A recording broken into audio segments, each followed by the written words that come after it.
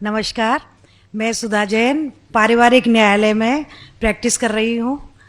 मेरा एक बहुत ही प्रैक्टिकल सवाल है। अभी आपने बताया कि हम महिलाओं के लिए, हमारे मुस्लिम धर्म में हम महिलाओं को बहुत 75% हम सम्मान देते हैं, उनके अधिकार हैं, उनके राइट्स हैं। तो मेरा एक सवाल ये है जो कि मैं आए दिन देखती हूँ कि जो आपके जो मुस्लिम धर्म के अनुसार जो तलाक का जो सिस्टम है, 3 बार तलाक देने के बाद उस पर जो इद्दत पीरियड का जो केवल मेंटेनेंस मिलता है, उसके बाद एक अनपढ़, एक ऐसी महिला जो अपना सोर्स ऑफ इनकम उसका कुछ भी नहीं है, उसको किसके सहारे पर छोड़ दिया जाता है। हमारा धर्म जो मुस्लिम धर्म है उसमें कोई ऐसी व्यवस्था कर दी जाए जिससे कि ऐसी महिलाओं को जीवन जो आसानी से कट सके। Thank you. बहन ने एक बहुत अच्छा सवाल पूछा। उन्होंने ये कहा कि इस्लाम मज़हब में जब किसी का तलाक होता है तो बहुत से अनपढ़ ख़वातीन जिन्हें इल्म नहीं होता, उनको जीने के लिए कुछ पैसा नहीं होता, तो कुछ ऐसा मेंटेनेंस जिस तरीके से होना चाहिए कि नहीं, जो इसके मेन वजह है जो आज के माशरे में ये हो रहा है वो है कि इस्लाम का कम इल्म होने की वजह से ये चीज़ हो रही है। अगर हर इंसान इस्लाम मज़हब को सही तरीके से समझ सके तो मैं ये कहना चाहता हूं कि जो हुकूक ख़वातीन के इस्लाम में है वो कोई भी मज़हब में नहीं, कोई भी सोसाइटी में नहीं है। पहला चीज़ ये कि हम देखते हैं कि हमारे हिंदुस्तान के कल्चर में आमतौर पे किसी की शादी होती है जब, तो अक्सर औरत मर्द को दहेज देती है, उसे कहते हैं डाउरी, डाउरी देती है आमतौर पे। और इस्लाम में उल्टा है। इस्लाम में अल्लाह ताला फरमाते सूरह निसा में सूरह नंबर 4 आयत नंबर 4 में कि जब भी आप शादी करो तो अपनी होने वाले बीवी को एक गिफ्ट दो, तोहफा दो। हम जिसे कहते हैं मेहर। मेहर निकाह होने के लिए फर्ज है। हमारे इस देश में आमतौर पे उल्टा होता है कि वो औरत होने वाले मर्द को दहेज देती है और मार्केट के ऊपर डिपेंड होता है।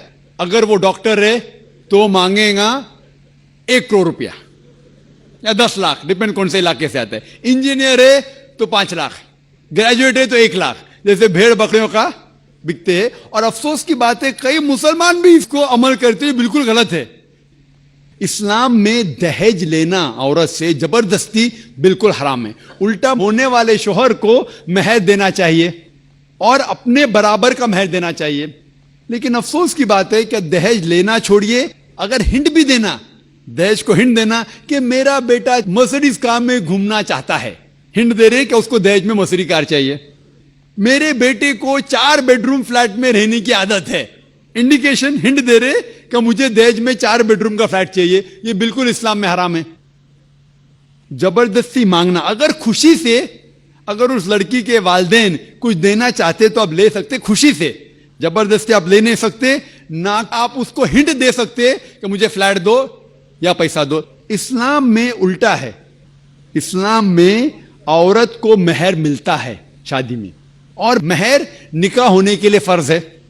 और मेहर ये खुद औरत भी तय कर सकती है कि मैं तुमसे शादी करूंगी जब तक आप मुझे 1 लाख रुपया नहीं देंगे। वो अलग बात है कि वो गरीब शौहर है, गरीब आदमी बोलेगा मैं 1 लाख नहीं है, आप कोई दूसरे मर्द को ढूंढो, मैं दूसरी लड़की को ढूंढूंगा, ये भी जायज है। तो वो लड़की दूसरे शौहर को ढूंढेंगी, ठीक है ना। लेकिन वो कह सकती मुझे 1 लाख चाहिए, 5 लाख चाहिए, 10 लाख चाहिए, कुछ भी कह सकती है। अगर शौहर के पास कुवत है वो देगा, नहीं कुवत है तो नहीं देगा। इसीलिए अरब ममालिक में लड़की लोग इतना डिमांड करते हैं कि उनको अरब खवातीन से शादी करना मुश्किल पड़ जाता है, क्योंकि वो जानते हैं अपने हुकूक को। सूरह निसा की सूरह नंबर 4 आयत नंबर 20 के आयत में लिखा है कि आप उन्हें सोने का पहाड़ भी दे सकते हैं मेहर में, और आप उसे एक आयत भी सिखा सकते हैं, वो भी मेहर है। अगर आपके पास पैसा नहीं है और वो आदमी कहता है कि मेरे पास पैसा नहीं, मैं आपको कुरान शरीफ की आयत पढ़ के सुनाऊंगा, वो भी मेहर हो गया। तो मेहर की कोई हद नहीं है, ना नीची हद है ना ऊपर हद है। अपने अपने स्टेटस के अकॉर्डिंग वो मेहर तय कर सकते हैं। और ये मेहर की कई वजह है।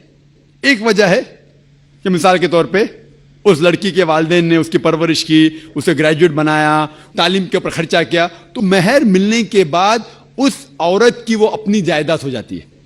وہ چاہے اپنے والدین کو دے, چاہے خود رکھے, یا اس کو کوئی بزنس میں لگا دے, کوئی تجارت میں لگا دے, اس کا حق ہے. تو مہر اس کی خود کی جائیداد ہے, وہ کچھ بھی کر سکتی ہے. اور مہر کا کوئی فکسڈ اماؤنٹ نہیں ہے, چھوٹا بھی ہو سکتا ہے, بڑا بھی ہو سکتا ہے.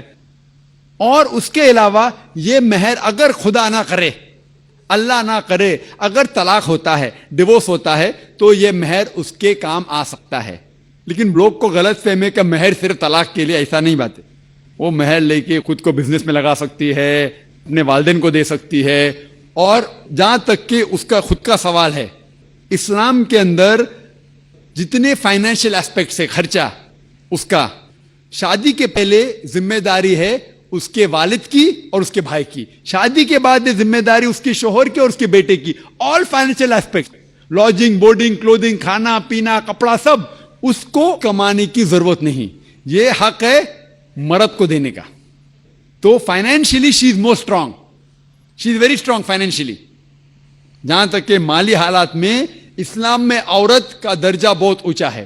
جہاں تک کہ بہن نے سوال پوچھا کہ طلاق ہونے کے ٹائم پہ اسے مینٹیننس کیوں نہیں ملتا, بہت اہم سوال ہے. پہلا ہم یہ جان لے کہ جب اللہ سبحانہ و تعالی خواتین کو اتنے حقوق دیے, حقوق دینے کے باوجود اللہ سبحانہ و تعالی عدل کرتے ہیں, جسٹ ہے. کیونکہ جب بھی طلاق ہوتا ہے, جب بھی طلاق ہوتا ہے, گھاٹے میں جاتا ہے مرد اسلام میں زیادہ.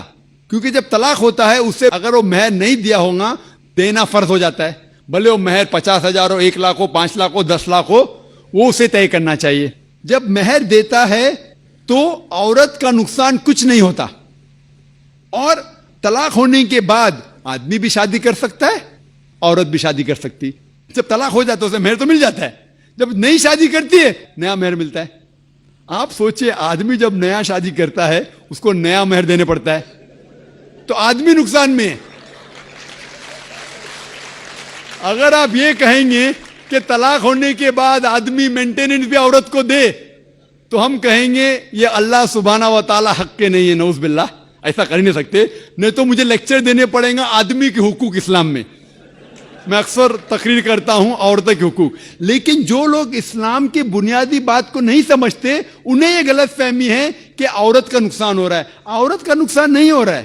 اور عورت کو کچھ بھی اگر چیز کی ضرورت ہے, جیسے میں نے کہا, آدمی کا حق بنتا ہے کہ اسے دے. شادی کے پہلے اس کے والد اور اس کے بھائی, شادی کے بعد اس کے شوہر اور اس کے بیٹے. اور اگر یہ نہیں بھی دے تو معاشرے کا فرض ہے کہ عورت کو سنبھالے. معاشرہ نہیں کر سکتا ہے, اگر اسلامک حکومت ہے, حکومت کا فرض ہے کہ عورت کو سنبھالے, اس کی پرورش کرے. یہ اسلام میں. لیکن اگر آپ اس کے بعد کہیں گے طلاق ہونے کے بعد آدمی اسے ہر مہینہ اور 1,000 روپیہ دے, 5,000 روپیہ دے, تو یہ آدمی پہ ظلم ہوئے گا. لیکن جو مہر طے ہوتا ہے شادی کے پہلے نکاح میں, کیا مجھے چاہیے 5 لاکھ روپیہ, اسے وہ سنبھال سکتی ہے. اسے کوئی تجارت میں لگائے اور اس کی آمدنی لے سکتی ہے. اگر کوئی شک ہے کہ ہو سکتا ہے میرا طلاق, کبھی بھی شادی ہوتی تو طلاق کا گمان تو رہتا ہے دماغ میں کہ طلاق ہونے والا ہے, ہو سکتا ہے. لیکن اس کے لیے اسلام نے اسے الحمدللہ کئی چیزیں سے حفاظت کی ہے. تو مہر جو ہے اسے کئی فائدے ہیں. اور اس کے باوجود حدیث محمد صلی اللہ علیہ وسلم کی کہ اگر کوئی آدمی اپنی بیٹی جس کا طلاق ہوتا ہے اس کی حفاظت کرتے تو بہت ثواب ملتا ہے. تو اسلام میں جو طلاق شدہ عورت ہے اس کے لیے الحمدللہ کئی طریقے ہیں جس سے اس کی حفاظت کی جاتی ہے. جو آپ جو کہہ رہے ہیں وہ یہاں کے معاشرے کے بارے میں کہہ رہے ہیں, تو میں کہتا ہوں کہ یہاں کے خواتین کو اپنے حقوق خود پتہ نہیں, ان کی غلطی ہے, اسلام کی نہیں. ہمارے خواتین اور ہمارے مرد خود نہیں جانتے, طلاق کیسا دینا جانتے نہیں. غلطی کس کی؟ اسلام کی. اسلام کی نہیں, اسلام کے فالو کرنے کے مسلمان کی. اگر آپ اسلام کو جاننا چاہتے ہیں تو مسلمان کو مت دیکھیے. جس طریقے سے آج میں نے کہا, آپ اگر مرسیڈیز کار کو جاننا چاہتے کتنی اچھی ہے, اگر کوئی ڈرائیور جو ڈرائیونگ نہیں جانتا ہے اس کے پیچھے بیٹھا اسٹیئرنگ ویل کے اوپر اور مرسیڈیز کار کو ٹھوک لیتا ہے, تو غلطی کس کی؟ مرسیڈیز کار کی کہ ڈرائیور کی؟ ڈرائیور کی. اسے مرسیڈیز کار چلانے آتا نہیں, تو اسی لیے اسلام کو اگر جاننا چاہیے تو آپ قرآن کو پڑھنا چاہیے اور صحیح حدیث کو.